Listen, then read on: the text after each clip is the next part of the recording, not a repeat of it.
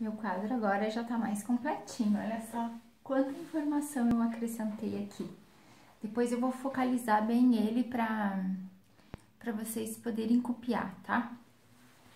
Então, assim, eu quero frisar só mais uma coisa antes da gente começar esse vídeo 2. Lembra que eu falei que tem muita informação, muitas palavras ricas para acrescentar ao nosso conhecimento em termos de por que Jesus teve que morrer. Agora eu quero que vocês prestem bem atenção no Cântico de Maria.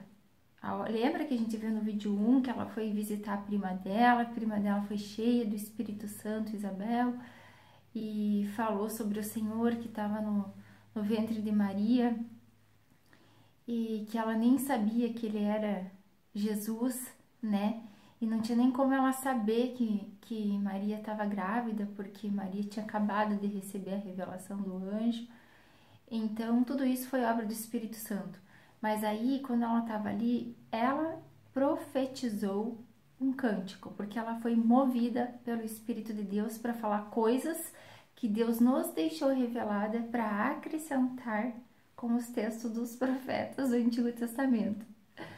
É muita coisa, por isso que eu peço, por favor, marquem para que vocês não percam o raciocínio, porque eu por muito tempo estudei e não marquei os endereços e nem fiz estudos das passagens que se cruzavam, ou seja, que tinham conexões, que se ligavam.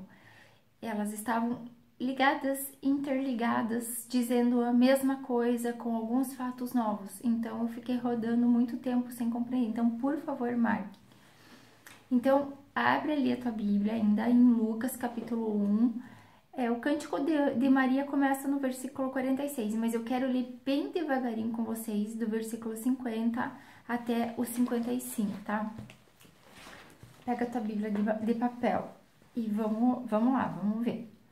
Então, no versículo 50, a sua misericórdia vai de geração em geração sobre os que temem. Então, faça aqui, ó, eu fiz o Cântico de Maria e coloquei os versículos 50, 51, 52, 53, 54, 55 e coloquei ali. Fiz tópicos do que ela fala em cada versículo. Então, faz assim, coloca no 50 e escreve: a sua misericórdia vai de geração em geração sobre os que temem. Não vou falar agora o que isso quer dizer, mas lá no finzinho de tudo a gente vai voltar aqui e vocês vão fazer assim, ó. Meu Deus! Ó, o canal que eu criei, sob direção de Deus, confirmação, um dia eu dou esse testemunho, é Maná Escondido, porque Deus tocou meu coração de pegar palavras escondidas, que estão ao mesmo tempo reveladas, e trazer, assim, ó, anunciar, trazer a luz da revelação, mostrar, olha, gente, isso aqui já estava escrito, mas não foi falado. Então, por favor, eu quero ressaltar alguns textos que não são muito lidos, mas que são de extrema importância. Marca ali, me obedeça. Lucas 1:50. Agora no 51. Agiu com o seu braço valorosamente, dispersou os que no coração alimentavam pensamentos soberbos. Isso aqui não tem a ver com o resto das nações. Esta palavra, ela tá falando para um povo específico. A gente pode até tirar um estudo espiritual falando que são sobre os ímpios, sobre as pessoas que não têm a Deus, ou até que acham que tem, mas elas não obedecem o evangelho, então é o joio, mas não está se aplicando a isso, tá? Como eu disse, dá para fazer uma pregação espiritual em cima disso, mas não é o que o texto está falando. Isso eu vou comprovar depois para vocês. Então, versículo 52. Derribou do seu trono os poderosos e exaltou os humildes. Então, para ele derrubar do seu trono os poderosos, significa que alguém vai se apossar do seu trono, certo? Correto? No 53, encheu de bens os famintos e despediu vazio os ricos. Olha só, significa que os famintos são os que não têm, então, que estavam passando fome. tá falando assim, ele encheu de bens, ele deu. E despediu, ou seja, mandou embora os ricos vazios, sem nada. O que quer dizer essas palavras todas no Cântico de Maria em relação ao Filho de Deus que estava no ventre dela? Olha só, no 54, amparou a Israel, seu servo. Ali você pega e olha como é que eu fiz na minha Bíblia. Eu peguei e coloquei aqui, ó, uma ligação, Israel e o servo. Faz uma ligação, porque Israel, seu servo, ali ele tá ligando numa pessoa só. Mas, se você for ler Isaías 42, 48 e 49, você vai ver uma dupla visão sobre o servo do Senhor. Ele vai falar ora de Jesus, ora de Israel. Então, faz essa ligação que depois a gente vai entender. Aí ele fala assim, ó, amparou a Israel, seu servo, a fim de lembrar da sua misericórdia a favor de Abraão e de sua descendência para sempre, como prometera aos nossos pais. O que isso tem a ver? O que tem a ver? Porque a promessa foi para Abraão, Isaac e Jacó. Só que aí há uma inversão da aliança. Porque Jesus, ele vem da tribo de Judá, que saiu de Jacó. Só que vai chegar numa determinada altura das profecias que vai inverter. Que Jacó é que sai da descendência de Judá. Mas como? Profecia. Por isso que eu falei, vai marcando. Marca ali do lado. Isaías, então, 42, Isaías 48 e Isaías 49. Esses textos você vai ler depois bem devagar. Só para você ir conhecendo a amplitude de informações que tem num capítulo só. Não queira compreender, você não vai conseguir compreender sozinho. Ore para que Deus te dê o que está lá em Efésios 1,17, espírito de sabedoria, revelação e conhecimento do Senhor Jesus. Que isso aqui tudo é conhecimento do Senhor Jesus. Se Deus te revelar, compartilhe com a gente. Mas eu estudo há 4 anos e digo que sem a luz do Espírito Santo, a revelação dele sozinho que eu digo assim, sem ele, não que um possa ajudar o outro, porque um pode ajudar o outro, mas que ainda a revelação é o Espírito Santo. E tá aqui dentro da Bíblia, não é nada de que Deus me revelou, tá aqui, não dá para fugir do que tá aqui. Então, marcados esses passos, eu quero que vocês acompanhem comigo ali no nascimento de Jesus.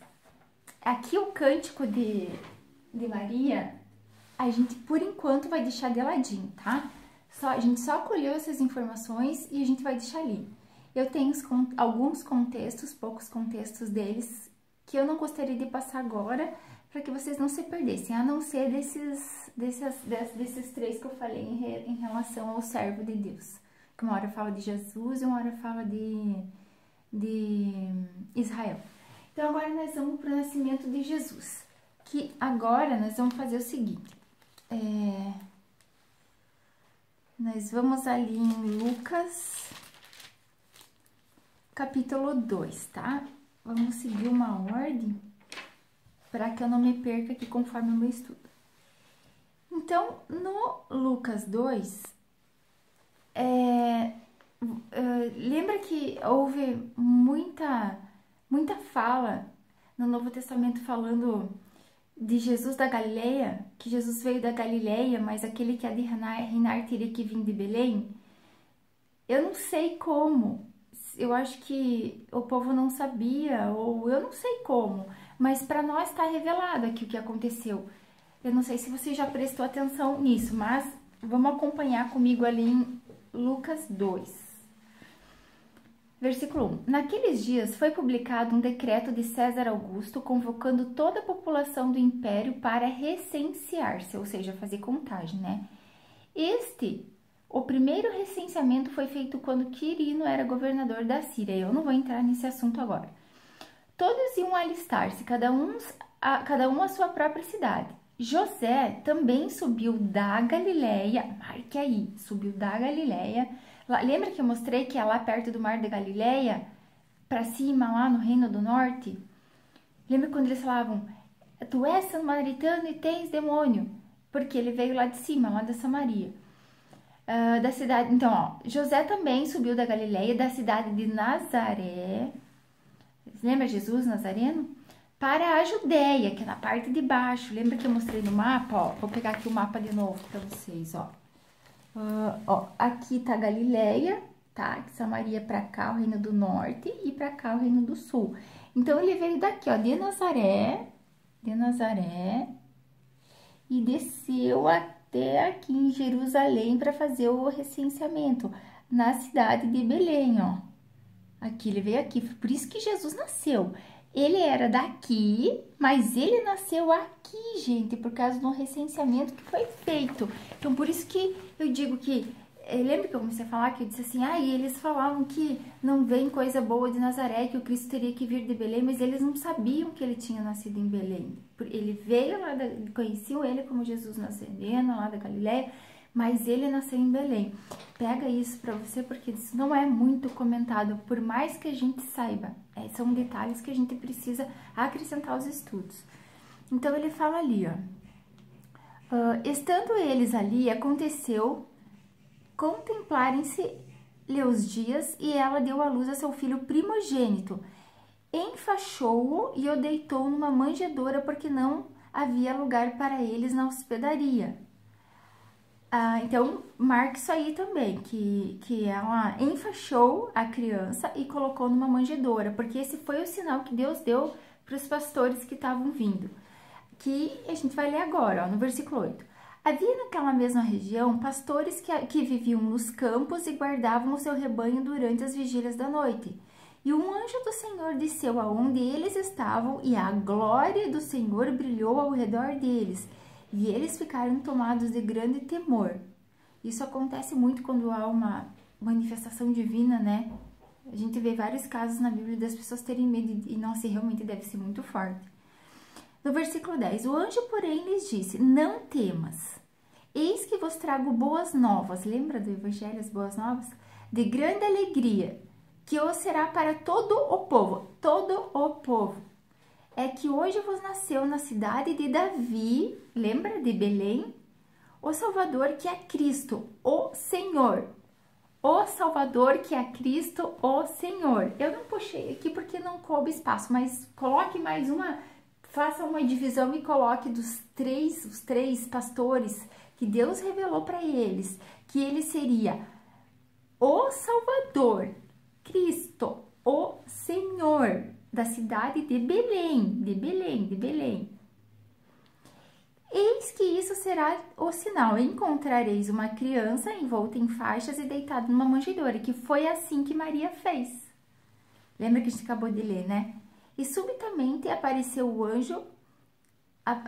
com um anjo uma multidão da milícia celestial louvando a Deus e dizendo, entendeu?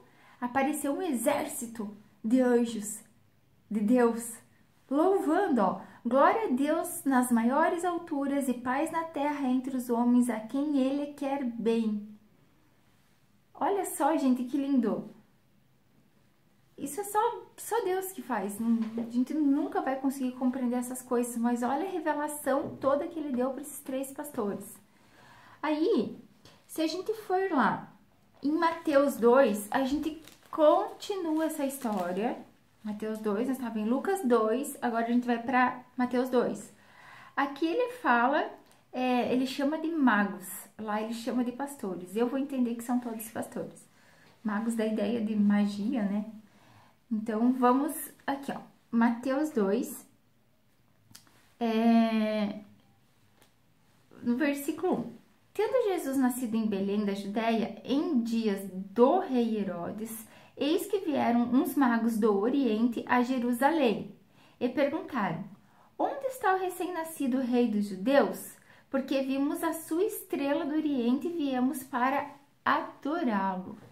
Então, aqui eu já coloquei, ó, o nascimento de Jesus, a estrela do Oriente, que veio guiando eles. Essa estrela do Oriente eu não vou falar agora, mas também tem muitas revelações, que lá depois nós vamos falar. Tem muita coisa forte e tem assim, para os dois lados, tanto a manifestação de Deus, quanto Deus usando o povo do Oriente contra o povo dele. Aí, no versículo 3, tendo ouvido isso, alarmou-se o rei Herodes e com ele toda Jerusalém. Então, convocando todos os principais sacerdotes e escribas do povo, indagava deles onde o Cristo deveria de nascer. Agora você vai prestar muita atenção, porque lembra que eu falei que há muita contradição. Nós vamos separar. Eu separei 3 itens aqui, ó. 3 itens falando agora nesse texto, que a gente vai ver, de Lucas 2, com o contexto dos profetas, totalmente diferente do que foi falado no Novo Testamento. Por isso que eu falo, marca para você entender. Então, ele fala ali, ó. Então, ele mandou os sacerdotes e os escribas falar de onde que vinha o Cristo, né? Então, eles falaram assim no versículo 5. Em Belém da Judéia, responderam eles, porque assim está escrito por intermédio do profeta. E tu, Belém Efrata, terra de Judá, não és de modo algum a menor entre todas as cidades de Judá, porque de ti sairá o guia que há de apacentar o meu povo, Israel. Lembra que a gente viu aqui, ó, que ele é o Filho do Altíssimo, ele sentará no trono de Davi e reinará para sempre sobre Jacó, e depois Jacó teve o nome trocado para Israel. Olha o que está escrito aqui, que a gente acabou de ler. Já faça uma ligaçãozinha ali no teu estudo. Mas isso que a gente leu está lá no contexto de Miqueias 5:2. Eu escrevi aqui, ó. Então, Mateus 2:6, que de Belém sairá o que há de reinar. Eu escrevi aqui em vermelho, ó. Ele fala isso daqui, daí tá mais escrito aqui, ó. Desde os dias da eternidade. Se você puder, abre a tua Bíblia para você ler com os teus próprios olhos. E para a gente poder compreender, porque eu quero explicar isso bem certinho. Ó, então, Miqueias 5:2. E tu, Belém Efrata, pequena demais para figurar como grupo de milhares de Judá. Olha só como é que já muda um pouco. Como grupo de milhares de Judá, de ti me sairá o que há de reinar em Israel, e cujas origens são desde os tempos antigos, desde os dias da eternidade. Lembra que Jesus já estava com Deus na criação? E por meio dele foram criadas todas as coisas? Daí no versículo 3. Gente, o que isso aqui tem a ver com esse texto aqui de Lucas 2? De Mateus 2? O que tem a ver? Olha só. Portanto, o Senhor os entregará até o tempo em que está em dores tiver dado à luz. Isso aqui é Apocalipse 12. Então, o restante de seus irmãos voltará aos filhos de Israel. O que é isso? Agora o 4. Ele se manterá firme e apacentará o povo na força do Senhor, na majestade do nome do Senhor, seu Deus. E eles habitarão seguros, porque agora ele será engrandecido até os confins da terra. Então, veja, um texto que eles citaram lá quando Jesus nasceu, eles pegaram o contexto de Miqueias e aqui o Espírito Santo já estava querendo falar, gente, vão lá e leiam o que eu falei para Miqueias. Entendeu? Por isso que eu falei, agora só marca. Só marca e vai meditando, vai lendo os contextos, relendo. Se a gente pegar ali, ó. Tá, vamos continuar o texto. Com isso, Herodes, tendo chamado secretamente os magos, pediu para eles com precisão quanto ao tempo em que a estrela aparecera. E enviando-os a Belém, disse, ide informai-vos cuidadosamente a respeito do menino, e quando o tiverdes encontrado, avise-me para que eu também vá adorá-lo. Isso é mentira, ele não queria adorar, né? Ele queria era matar Jesus. Depois de ouvirem o rei, partiram, e eis que a estrela que viram no oriente os precedia até que chegando parou sobre aonde estava o menino. E vendo eles a estrela, alegraram-se com grande intenso e júbilo. Entrando na casa, viram o menino com Maria, prostrando-o, adoraram, abriram seus tesouros e lhe entregaram as ofertas, ouro, incenso e mirra. E olha o detalhe. Daí, ó, sendo divertidos divinamente em sonho, foram avisados para não voltar à presença de Herodes. Então, regressaram por outro caminho à sua terra. Veja bem como é que Deus trabalhou muitíssimo em cima disso, né? Nem deixou eles voltarem, porque eles iam falar onde que estava Jesus, né? Do que acontece? Deus vai se manifestar agora para José, falando para ele fugir com Maria para o Egito, porque Herodes queria matar o menino. Aí vocês vão ler lá, Mateus 2, versículo 13. Só que eu quero chamar a atenção disso aqui, ó. No versículo 15 está escrito assim, ó. E lá ficou até a morte de Herodes, para que se cumprisse o que foi dito pelo Senhor por intermédio do profeta. Do Egito chamei o meu filho. Que profeta que é esse? Esse profeta é Oséias, capítulo 11, versículo 1. Eu coloquei aqui, ó. Ele fala, Mateus 2,15, do Egito chamei meu filho, que foi Jesus, certo? Só que em Oséias ele está falando que esse filho é Efraim, referente aos filhos de Israel quando saíram do Egito. Vamos ler lá, para vocês entenderem um pouquinho melhor as contradições que parece que está errado, mas não está corretíssimo. Ó, quando Israel era menino, eu o amei, e do Egito chamei o meu filho, foi o que a gente acabou de ler. Quanto mais eu os chamava, tanto mais saíam da minha presença, sacrificaram a Balaíns e queimar incenso a imagens de escultura. Todavia, eu ensinei a andar Efraim, tomei-os nos meus braços, mas não atinaram que eu os curava.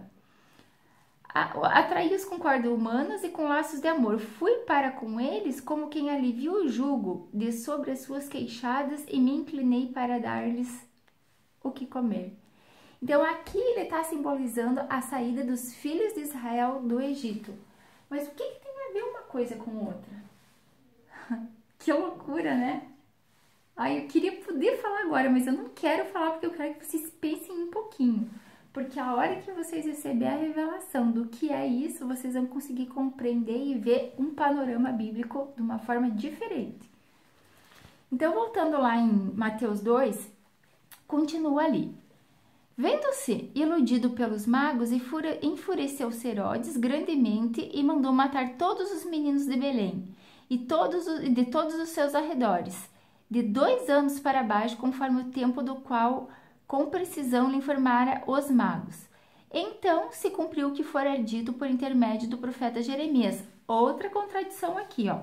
Ouviu-se um clamor em Ramá, que fica em Benjamim, tá? Dentro do território de Judá. O reino do sul, tá? Porque Judá é uma tribo, Benjamim é outra. Então, dentro do território de Judá, o reino do sul.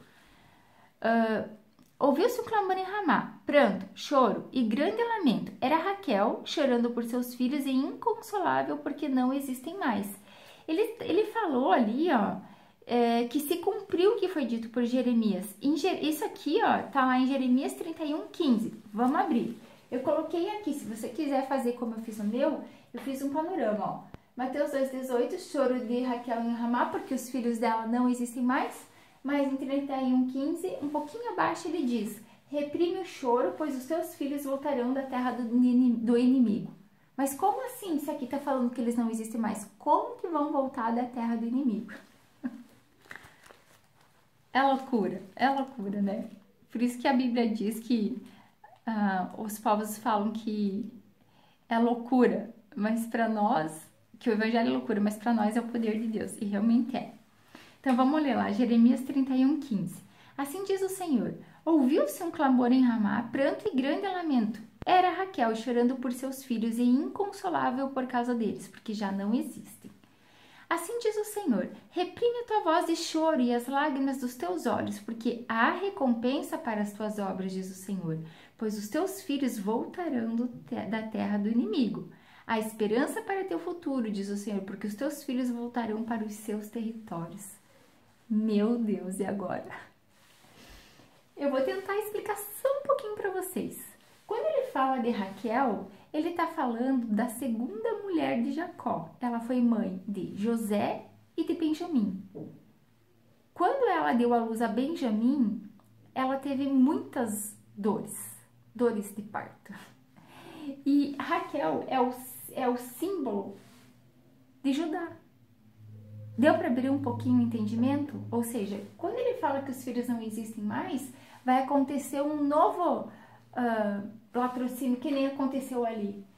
Só que aqui é no futuro. Aqui se cumpriu essa palavra para esse tempo, em Mateus 2, e Jeremias 31:15, ele está usando esse texto para falar que ainda vão ser mortos, mas que um remanescente vai voltar. Por isso que eu estou falando. Tem muita palavra escondida dentro do Evangelho, principalmente no Novo Testamento, que dá entendimento do Antigo. Um completa o outro, juntando com as palavras de Jesus, principalmente com o Apocalipse. Quando eu falo assim, que a gente precisa espremer e absorver toda a palavra que foi falada no Novo Testamento, eu quero dizer para vocês o seguinte: quando a gente fala em termos de por que Jesus teve que morrer, a gente 90% liga a salvação dos gentios, a formação da igreja.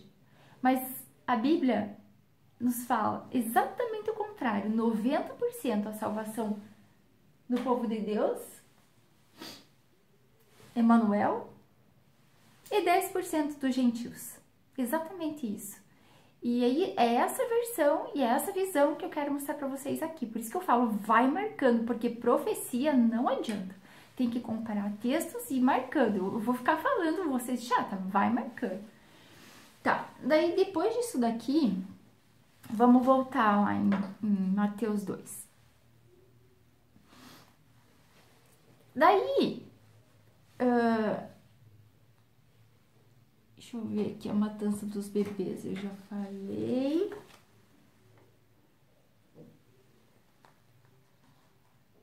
Ah, tá, daí ele volta do Egito. Daí ele fala ali, ó, a volta do Egito, Mateus 2, é do 19 até o 23. Aí ele fala assim, ó, Deus dá de novo, se manifesta para José, que beleza, né? E fala assim, ó, no versículo 20, dispõe-te, toma o menino e a sua mãe e vai para a terra de Israel, porque já morreram os que atentavam contra a vida do menino. Dispôs-se ele, tomou o menino, a sua mãe, e regressou para a terra de Israel. Tendo, porém, ouvido que Arquelau reinava na Judéia em lugar de seu pai Herodes, temeu ir para lá. Olha só. E por divina advertência, prevenido, em sonho retirou-se para as regiões da Galiléia. Ou seja, ele ficou longe lá de Judá. Ele foi para cima, para o reino do norte.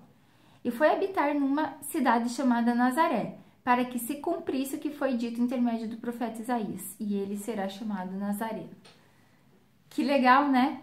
Você veja a mão poderosa de Deus em cima de todas as profecias de Jesus, tanto no Antigo Testamento como no Novo, cumprindo tudo. Por isso que está escrito, né, que não é por força nem por violência, mas pelo Espírito de Deus, né? Então, é o próprio Espírito de Deus que anuncia, faz cumprir as coisas no tempo determinado e deixou tudo revelado pra gente. Tá, depois disso, eu não vou entrar agora, por causa que senão acho que vai terminar o meu tempo aqui. Eu acho que eu vou encerrar esse vídeo aqui, daí depois eu vou fazer um novo, até vou marcar aqui no meu estudo. Eu quero pedir esses contextos que eu passei para vocês, e ali Isaías 42, Isaías 48, Isaías 49, eu gostaria que vocês dessem uma lida, porque o próximo vídeo que eu vou fazer vai ser referente à apresentação de Jesus lá no templo, e ele vai encontrar com Simeão, um homem justo diante de Deus que recebeu a promessa do Espírito Santo de que não ia morrer sem ver a salvação. E ele profetiza sobre Jesus. Ali começa uma nova divisão. Então, se você quiser marcar aqui, nós vamos começar no próximo vídeo. Cântico de Simeão, Lucas 2, 29 e 35. Vai lendo para você me acompanhar no próprio vídeo, no próximo vídeo. Mas aqui ele já começa a falar. Ó, primeira vez que ele aponta para Jesus como luz dos gentios, e uma espada transpassará a alma para que se manifeste os muitos pensamentos dos corações. Aonde que foi falar disso daqui? Lembra no Cântico de Maria? Aqui ó, no versículo 51. Lembra que fala a mesma coisa? Tá lá em Lucas 1, no 51, ó. Agiu com o seu braço valorosamente e dispersou os que no coração alimentavam pensamentos soberbos. Isso aqui tem um contexto, a gente tem tanto texto ligado a isso daqui, mas tantos textos, que para você poder compreender essas simples frases, ver que parece simples frase e parece que está se aplicando aos gentios, mas na verdade ele não está se aplicando só aos gentios, ele está aplicando, como eu falei, 90% a um povo determinado. Lembra que eu mandei vocês circular isso daqui? Vocês vão ver quanta coisa tem escondido. Eu vou encerrar por aqui. Obrigado pela atenção e perdão porque eu sou meio ruim de explicar. Então, se por um acaso ficou alguma dúvida, que eu creio que deve ter ficado algumas, deixa aí embaixo o teu comentário. Mas eu não gostaria de colocar palavras que elas necessitam de uma ordem cronológica para ser vistas e entendidas, para depois entender a revelação, antes de todas elas, entendeu? Você não queria pegar já a revelação e dar agora sem vocês compreender a ordem dos fatos, tá bom? Espero que tenha ficado bem claro. Eu deixo aqui, então, um pedido de que Deus trabalhe na mente de vocês e dê o pleno conhecimento da revelação para que a gente possa conhecer um pouquinho mais do nosso Jesus e entender o porquê ele teve que morrer, tá bom? Um beijo no coração, fiquem com Deus. Eu vou aproximar o quadro para vocês poderem dar uma olhadinha e copiar.